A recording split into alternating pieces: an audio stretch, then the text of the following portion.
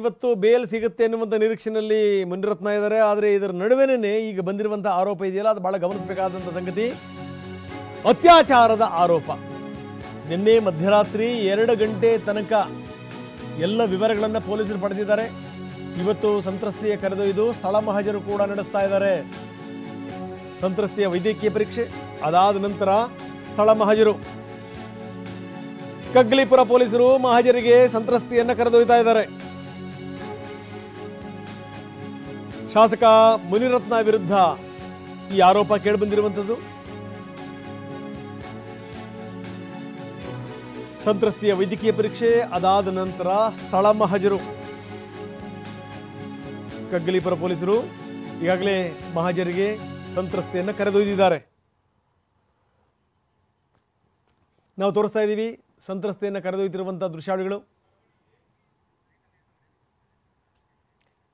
Screen ಎಡಭಾಗದಲ್ಲಿ ನೀವು ನೋಡ್ತಾ ಇದ್ದೀರಿ. ನಿನ್ನೆ ಮಧ್ಯರಾತ್ರಿ ತನಕ ಆಕೆ ಸ್ಟೇಟ್ಮೆಂಟ್ ಕೊಟ್ಟು ಹೊರಗಡೆ ಬಂದಂಥ ಸಂದರ್ಭ. ಅದಾದಮೇಲೆ ನಮ್ಮ ಪ್ರತಿನಿಧಿಗಳು ಕೂಡ ಆಕೆಗೆ ಕೇಳಿದ್ರು ಏನು ಎತ್ತ ಅಂತ. ಯಾವುದನ್ನು ಕೂಡ ಹೇಳಬೇಡಿ ಅಂತ ಡಿಪಾರ್ಟ್ಮೆಂಟ್ ಹೇಳಿದೆ, ಅದಕ್ಕೋಸ್ಕರ ನಾನು ಹೇಳಲ್ಲ ಅನ್ನುವಂಥ ಮಾತನ್ನು ಕೂಡ ಆಕೆ ಹೇಳಿದ್ದಾರೆ. ಯಾವ ಡಿಪಾರ್ಟ್ಮೆಂಟ್ ಹೇಳ್ತು ಏನು ಎತ್ತ ಆಕೆ ಯಾವುದನ್ನು ಕೂಡ ಮಾತಾಡಿಲ್ಲ. ಇನ್ನೊಂದು ಕಡೆಗೆ ರಾಜರಾಜೇಶ್ವರಿ ಮೆಡಿಕಲ್ ಕಾಲೇಜಿನಲ್ಲಿ ಆಕೆಯ ಆರೋಗ್ಯ ಪರೀಕ್ಷೆಯನ್ನು ಮಾಡಲಾಯಿತು, ವೈದ್ಯಕೀಯ ಪರೀಕ್ಷೆ. ಅದಾದ ನಂತರ ಈಗ ಸ್ಥಳ ಮಹಜರಿಗೋಸ್ಕರ ಆಕೆಯನ್ನು ಕರೆದುಕೊಂಡು ಹೋಗಲಾಗಿದೆ. ಕಗ್ಗಲೀಪುರದ ವ್ಯಾಪ್ತಿನಲ್ಲಿ ಬರುವಂಥ ಪ್ರದೇಶ. ಅಲ್ಲಿನೇ ನನ್ನ ಮೇಲೆ ಅನಾಚಾರ ಆಗಿದೆ ಅಂತ ಈ ಮಹಿಳೆ ದೂರು ಕೊಟ್ಟಿರೋದು. RR ಮೆಡಿಕಲ್ ಕಾಲೇಜಿನಲ್ಲಿ ಆಕೆಗೆ ವೈದ್ಯಕೀಯ ಪರೀಕ್ಷೆಯನ್ನು ನಡೆಸಲಾಯಿತು. ಈಗ ಸ್ಥಳ ಮಹಜರಿಗೆ ಆಕೆಯನ್ನು ಕರೆದುಕೊಂಡು ಹೋಗಲಾಗ್ತಾ ಇದೆ. ಆಕೆಯ ಆರೋಪ ಏನು? ಸೊ ಇದು ಭಾಳ ಗಮನಿಸಬೇಕಾದಂಥ ಸಂಗತಿ. ಆಕೆ ಏನೇನು ಆರೋಪ ಮಾಡಿದ್ದಾಳೆ?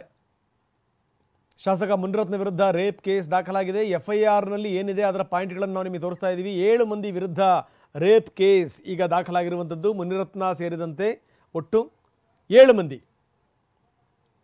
ಸಂತ್ರಸ್ತೆಯ ದೂರಿನ ಮೇರೆಗೆ ಕಗ್ಗಲೀಪುರ ಪೊಲೀಸ್ ಠಾಣೆಯಲ್ಲಿ FIR ದಾಖಲಾಗಿದೆ. ತಮಗೆ ಗೊತ್ತಿದೆ ಕಗ್ಗಲೀಪುರ ಯಾವ ವ್ಯಾಪ್ತಿಗೆ ಬರುತ್ತೆ ಅಂತ. ರಾಮನಗರದ ವ್ಯಾಪ್ತಿಗೆ ಬರುವಂಥ ಕಗ್ಗಲೀಪುರ. ಅದರಲ್ಲೂ ಏನು ಅಂದರೆ ಕಗ್ಗಲೀಪುರ ಒಂದು ಲೆಕ್ಕದಲ್ಲಿ ಈ DK ಶಿವಕುಮಾರ್ ಏನು ಪ್ರತಿನಿಧಿಸ್ತಾ ಇದ್ದಾರೆ, ಆ ಕ್ಷೇತ್ರದ ವ್ಯಾಪ್ತಿಗೆ ಬರುತ್ತೆ, ಅದರ ಬಾರ್ಡ್ರಿಗೆ ಬರುತ್ತೆ, ಕನಕಪುರದ ಬಾರ್ಡ್ರಿಗೇನೆ.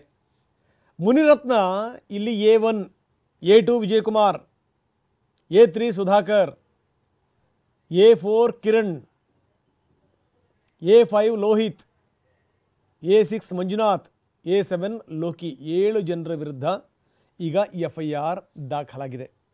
ಸೆಕ್ಷನ್ಗಳು ಬಹಳಷ್ಟು ಸೆಕ್ಷನ್ಗಳನ್ನು ಹಾಕಿದ್ದಾರೆ. ನಾವು ತೋರಿಸ್ತಾ ಇದ್ದೀವಿ ಯಾವ್ಯಾವ ಸೆಕ್ಷನ್ಗಳ ಅಡಿನಲ್ಲಿ FIR ದಾಖಲಾಗಿದೆ ಅಂತ. ಇದೊಂದು ದೊಡ್ಡ ಸಂಚಲನ, ಇದು ದೊಡ್ಡ ಸುದ್ದಿ. ಇದು ದೇವರೇ ಅಂತ ಇವತ್ತು ಹೊರಗಡೆ ಬರ್ತೀನಿ ಅನ್ನುವಂಥ ನಿರೀಕ್ಷೆಯಲ್ಲಿದ್ದರು ಮುನಿರತ್ನ. ಆದರೆ ಅದರ ಜೊತೆಗೆ ನೆನ್ನೆ ಈಗ FIR ಕೂಡ ದಾಖಲಾಗಿರುವಂಥದ್ದು. ಹೊರಗಡೆ ಬರಬರ್ತಿದ್ದಂಗೆ ಬಾಡಿ ವಾರಂಟ್ ಮೇಲೆ ಇವ್ರನ್ನ ವಶಕ್ಕೆ ಪಡೆದರೂ ಕೂಡ ಆಶ್ಚರ್ಯ ಇಲ್ಲ. ಅತ್ಯಾಚಾರದ ವಿಡಿಯೋ ಮಾಡಿದ್ದಾರೆ, ಬೆದರಿಕೆ ಹಾಕಿದ್ದಾರೆ ಎನ್ನುವಂಥ ಆರೋಪ. DYSP ದಿನಕರ್ ಶೆಟ್ಟಿ ಸಮ್ಮುಖದಲ್ಲಿ ಮಹಿಳೆ ಸುದೀರ್ಘವಾದಂಥ ಹೇಳಿಕೆಯನ್ನು ಕೊಟ್ಟಿದ್ದಾಳೆ. ನನ್ನ ಮೇಲೆ ಅತ್ಯಾಚಾರ ಮಾಡಲಾಯಿತು, ಜೊತೆಗೇನೆಂದರೆ ವಿಡಿಯೋ ಮಾಡಿದ್ದಾರೆ ಅಂತ. ಮಧ್ಯರಾತ್ರಿ 2 ಗಂಟೆ ತನಕ ಆಕೆಯ ದೂರನ್ನು ದಾಖಲಿಸಿಕೊಳ್ಳಲಾಗಿದೆ. ನೋಡಿ, ಆ ವಿರುದ್ಧದ ಕೇಸ್ಗಳು IPC 354A ದೈಹಿಕ ಸಂಬಂಧಕ್ಕೆ ಆಹ್ವಾನಿಸಿ ಲೈಂಗಿಕ ದೌರ್ಜನ್ಯ ಎಸಗೋದು, ಅದಕ್ಕೆ 3 ವರ್ಷಗಳವರೆಗೆ ಶಿಕ್ಷೆ. ಯಾವ್ಯಾವ ಸೆಕ್ಷನ್ಗಳ ಅಡಿನಲ್ಲಿ ಕೇಸ್ ದಾಖಲಾಗಿದೆ ಅಂತ. IPC 354C ಅದನ್ನು ಶೂಟಿಂಗ್ ಮಾಡಿರೋದು ಲೈಂಗಿಕ ದೌರ್ಜನ್ಯದು, ಅದಕ್ಕೆ 3 ವರ್ಷಗಳವರೆಗೆ ಶಿಕ್ಷೆ ನೀಡಬಹುದಾದಂಥ ಸೆಕ್ಷನ್ ಅದು ಸಾಬೀತಾದರೆ. IPC 376/2 ಸಾರ್ವಜನಿಕ ಸೇವಕನಾಗಿರುವಂಥ ವ್ಯಕ್ತಿ ಈ ರೀತಿ ಕೆಲಸ ಮಾಡಿರೋದು ಅಂತ.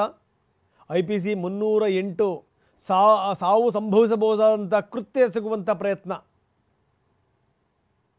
ಅಂದರೆ ದೌರ್ಜನ್ಯ ಎಸಗಿದ್ದಾರೆ, ಹೆದರಿಸಿದ್ದಾರೆ, ಬೆದರಿಸಿದ್ದಾರೆ ಅಂತ 3 ವರ್ಷಗಳ ತನಕ ಅದಕ್ಕೆ ಶಿಕ್ಷೆ ವಿಧಿಸಬಹುದಾದಂಥ ಸೆಕ್ಷನ್ ಅದು. IPC 406 ನಂಬಿಕೆ ದ್ರೋಹ.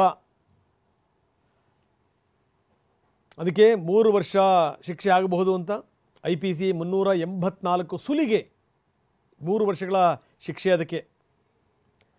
ಇನ್ನು 120B ಅಪರಾಧದ ಒಳಸಂಚು, ಅತ್ಯಾಚಾರದ ಆರೋಪವಿದ್ದರೆ ಕನಿಷ್ಠ 10 ವರ್ಷ ಗರಿಷ್ಠ ಜೀವಾವಧಿ ಶಿಕ್ಷೆ. ಶಾಂತಿ ಭಂಗದ ಉದ್ದೇಶದಿಂದ ನಿಂದನೆ, ಅದು IPC 504, IPC 506 ಜೀವ ಬೆದರಿಕೆ. ಒಟ್ಟು ಯಾವ್ಯಾವ ಸೆಕ್ಷನ್ಗಳಿದೆ, ಸ್ಟ್ರಾಂಗ್ ಸೆಕ್ಷನ್ಗಳನ್ನೇ ಅದರಲ್ಲಿ ಹಾಕಿರೋದು. ಇದರ ಆಧಾರದ ಮೇಲೇ FIR ಆಗಿದೆ.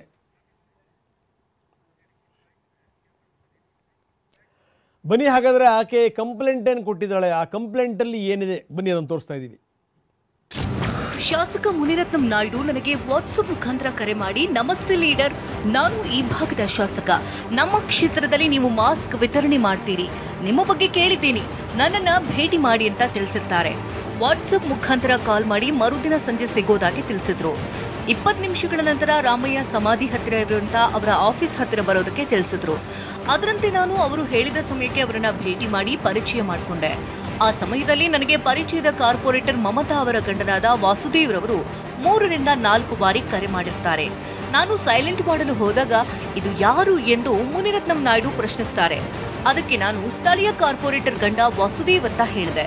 ಅದಕ್ಕೆ ಮುನಿರತ್ನಂ ನಾಯ್ಡು, ಮೇಡಮ್, ನಾನು ನಿನಗೆ ಒಂದು ಸಹಾಯವನ್ನ ಕೇಳ್ತೇನೆ, ನೀವು ಸಹಾಯ ಮಾಡ್ತೀರೆಂದು ನಂಬಿರ್ತೇನೆ, ಈಗ ಬೇಡ, ಮುಂದೊಂದಿನ ಕೇಳುವುದಾಗಿ ತಿಳಿಸಿರ್ತಾರೆ. ನನ್ನನ್ನು ತುಂಬಾ ಹತ್ತಿರದಿಂದ ಸ್ನೇಹ ಬೆಳೆಸಿ ನನಗೆ ಗುಡ್ ಮಾರ್ನಿಂಗ್, ಗುಡ್ ನೈಟ್ ಹಾಗೂ ಪ್ರೇಮ ಗೀತೆಯನ್ನ ಕಳಿಸುತ್ತಿದ್ದ. ವಿಡಿಯೋ ಕಾಲ್ ಮುಖಾಂತರ ನನಗೆ ಕರೆ ಮಾಡಿ ವಿಚಾರಿಸ್ತಾ ನನ್ನ ಬಳಿ ಎಲ್ಲಾ ವಿಚಾರಗಳನ್ನ ಹೇಳ್ಕೊಳ್ತಿದ್ದ. ಒಂದು ದಿನ 10ಕ್ಕೂ ಹೆಚ್ಚು ಬಾರಿ ವಿಡಿಯೋ ಕಾಲ್ ಮಾಡ್ತಾ ಇದ್ದ. ಆಗ ನಾನು ಆ ದಿನ ಸ್ನಾನಕ್ಕೆ ಹೋಗುವ ಸಂದರ್ಭದಲ್ಲಿ ವಿಡಿಯೋ ಕಾಲ್ ಮಾಡ್ತಾನೆ.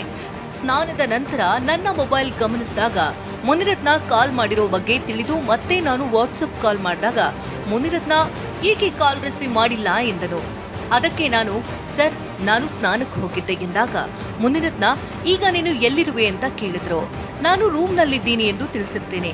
ಆಗ ಮುನಿರತ್ನಂ, ನೀನು ನನಗೆ ವಿಡಿಯೋ ಕಾಲ್ ಮಾಡಿ ನನಗೆ ನಗ್ನವಾಗಿ ದೇಹ ತೋರಿಸು ಎಂದು ಹೇಳ್ತಾರೆ. ಇದಕ್ಕೆ ನಾನು ಒಪ್ಪೋದಿಲ್ಲ. ನಂತರ ಮುನಿರತ್ನ ಅವರು ನನ್ನನ್ನ ಗೋಡೌನ್ ಹತ್ತಿರ ಬಾ ಎಂದು ಕರೀತಾನೆ.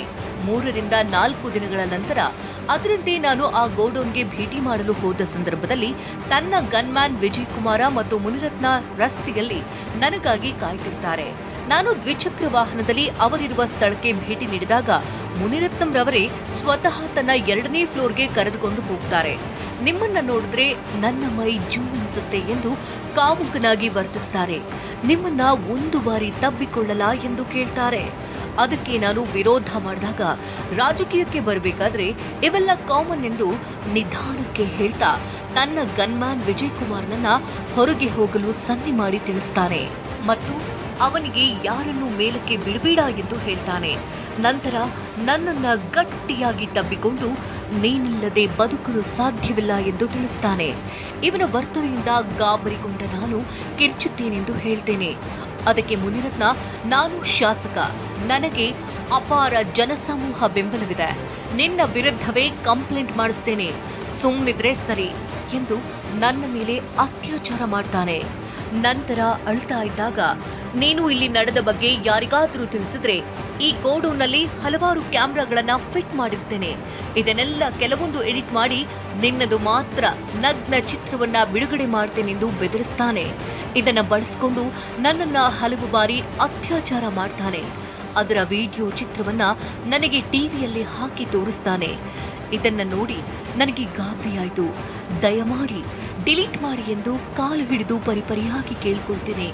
ನಂತರ ಮುನಿರತ್ನ ಇದನ್ನೇ ಬಂಡವಾಳ ಮಾಡಿಕೊಂಡು ನನಗೆ ಪ್ರಾಣ ಬೆದರಿಕೆ ಒಡ್ಡಿ ಬೆದರಿಸ್ತಾ ನಾನು ಹೇಳಿದ ಎಲ್ಲ ಕೆಲಸಗಳನ್ನ ಮಾಡಲೇಬೇಕೆಂದು ಬಲವಂತ ಮಾಡ್ತಾನೆ.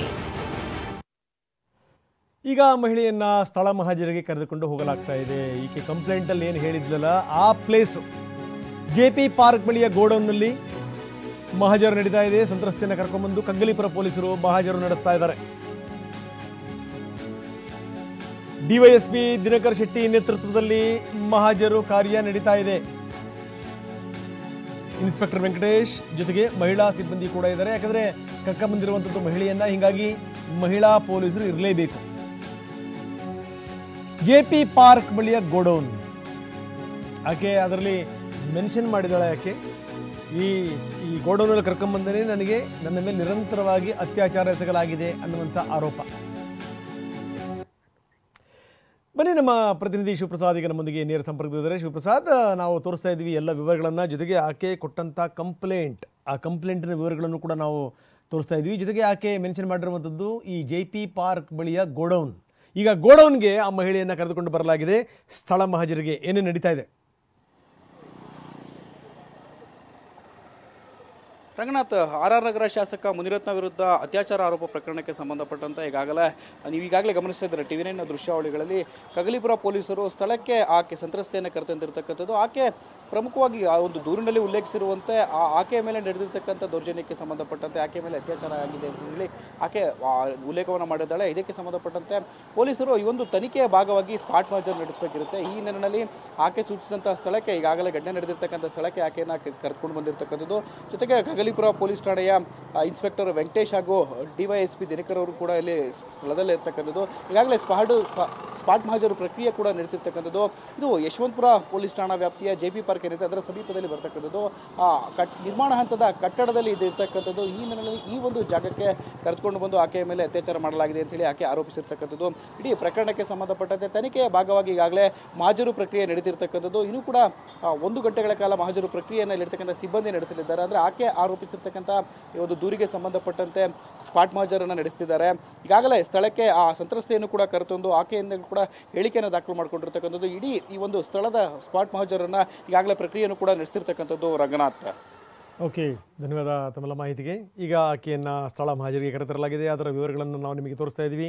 JP ಪಾರ್ಕಲ್ಲಿರುವಂಥ ಆ ಗೋಡೌನ್, JP ಪಾರ್ಕ್ ಬಳಿಯ ಗೋಡೌನ್ನಲ್ಲಿ ಈಗ ಮಹಜರು ಪ್ರಕ್ರಿಯೆ ನಡೀತಾ ಇದೆ. ಆಕೆ ಆರೋಪ ಮಾಡಿದ್ದಾಳೆ ಕಂಪ್ಲೇಂಟಲ್ಲಿ, ಇಲ್ಲಿ ಕರ್ಕೊಂಬಂದು ನನ್ನ ಮೇಲೆ ನಿರಂತರವಾಗಿ ನನ್ನ ಮೇಲೆ ಅತ್ಯಾಚಾರ ನಡೆಸಲಾಗಿದೆ ಎನ್ನುವಂಥ ಆರೋಪ ಹಾಕಿದ್ದು. ಜೊತೆಗೇನು ಅಂದರೆ ಇದನ್ನೆಲ್ಲವನ್ನು ಕೂಡ ನಾನು ವಿಡಿಯೋ ಮಾಡಿದ್ದೀನಿ ಅಂತ, ಜೊತೆಗೇನು ಅಂದರೆ TV ನಲ್ಲಿ ಆ ವಿಡಿಯೋ ಮಾಡಿದ್ದನ್ನು ಕೂಡ ಮುನಿರತ್ನ ತೋರಿಸಿದ್ರು. ನಾನು ಅವರ ಕಾಲು ಹಿಡಿದು ಬೇಡಿಕೊಂಡೆ ಅನ್ನುವಂಥ ಮಾತುಗಳನ್ನೆಲ್ಲವನ್ನು ಕೂಡ ಹೇಳಿದ್ದಾಳೆ. ಈಗ ಆರೋಪ ಇರ್ಬೋದು, ಆರೋಪಕ್ಕೆ ತಕ್ಕಂಥ ಸಾಕ್ಷ್ಯಗಳೂ ಕೂಡ ಬೇಕಾಗುತ್ತೆ ಮುಂದಿನ ದಿನಗಳಲ್ಲಿ. ಆದರೆ ಒಂದು ಮಾತ್ರ ನಿಜ, ಎಲ್ಲೋ ಒಂದು ಕಡೆಗೆ ಇವತ್ತು ಜಾಮೀನು ಸಿಗುತ್ತೆ ಅನ್ನುವಂಥ ನಿರೀಕ್ಷೆಯಲ್ಲಿದ್ದರು ಮುನಿರತ್ನ. ಆದರೆ ಹೊರಗಡೆ ಬರ್ತಿದ್ದಂಗೆ ಮತ್ತೊಂದು ಕಂಟಕ ಕಾದಿದೆ. ಕಾಂಗ್ರೆಸ್ಗೆ ಇದು ಪ್ರಮುಖವಾದಂಥ ಅಸ್ತ್ರ. ಕಾಂಗ್ರೆಸ್ ಬೇರೆ ಬೇರೆ ಭಾಗಗಳಲ್ಲಿ ಈಗಾಗಲೇ ಪ್ರತಿಭಟನೆಯನ್ನು ಆಯೋಜಿಸಲಿದೆ. ನಾವು ಈಗ ನೋಡ್ತಾ ಇದ್ದೀವಿ KPCC ಕಚೇರಿಯ ಮುಂಭಾಗದಲ್ಲಿ ನಡೀತಿರುವಂಥ ಪ್ರತಿಭಟನೆ. ಮುನಿರತ್ನ ವಿರುದ್ಧ ಪ್ರತಿಭಟನೆ ಶುರುವಾಗಿದೆ. ಬೇರೆ ಬೇರೆ ಜಿಲ್ಲೆಗಳಲ್ಲೂ ಕೂಡ ಈ ಮೊನ್ನೆಯಿಂದ ನೋಡ್ತಾ ಇದ್ದೀವಿ ಯಾವ್ಯಾವ ರೀತಿ ಪ್ರತಿಭಟನೆಗಳಾಗ್ತಾ ಇವೆ ಅಂತ. BJP ಶಾಸಕ ಮುನಿರತ್ನ ವಿರುದ್ಧ ಪ್ರತಿಭಟನೆ ನಡೀತಾ ಇದೆ KPCC ಕಚೇರಿಯ ಮುಂಭಾಗದಲ್ಲಿ. ಆ ದೃಶ್ಯಾವಳಿಗಳನ್ನು ನಾವು ನಿಮಗೆ ತೋರಿಸ್ತಾ ಇದ್ದೀವಿ.